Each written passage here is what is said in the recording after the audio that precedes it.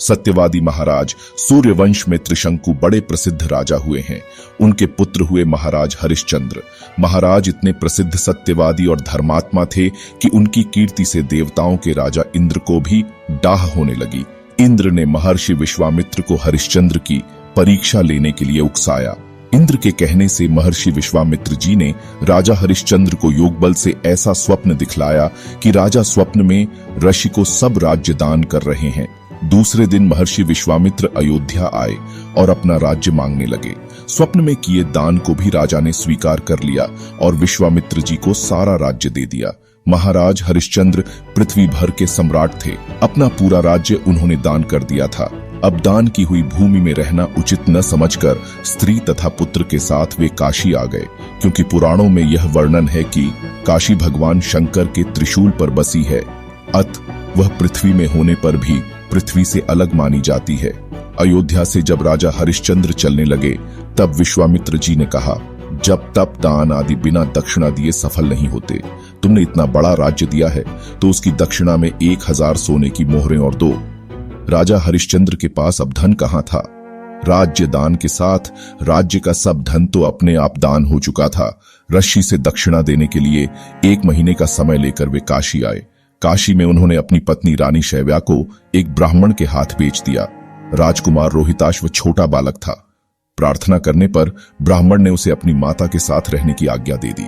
स्वयं अपने को राजा हरिश्चंद्र ने एक चांडाल के हाथ बेच दिया और इस प्रकार ऋषि विश्वामित्र को 1000 मोहरें दक्षिणा में दी। महारानी शैव्या अब ब्राह्मण के घर में दासी का काम करने लगी। चांडाल के सेवक होकर राजा हरिश्चंद्र श्मशान घाट की चौकीदारी करने लगे। वहां जो मुर्दे जलाने को लाए जाते उनसे कर लेकर तब उन्हें जलाने देने का काम चांडाल ने उन्हें सौंपा था। एक दिन राजकुमार रोहिताश्व ब्राह्मण की पूजा के लिए फूल चुन रहा था कि उसे सांप ने काट लिया। सांप का विष झटपट फैल गया और रोहिताश्व मरकर भूमि पर गिर पड़ा। उसकी माता महारानी शैव्या को न कोई धीरज बंधाने वाला था और न उनके पुत्र की देह श्मशान पहुंचाने वाला था।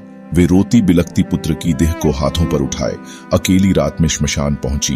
वे पुत्र की देह को जलाने जा रही थी कि हरिश्चंद्र वहां आ गए और मरघटका कर मांगने लगे।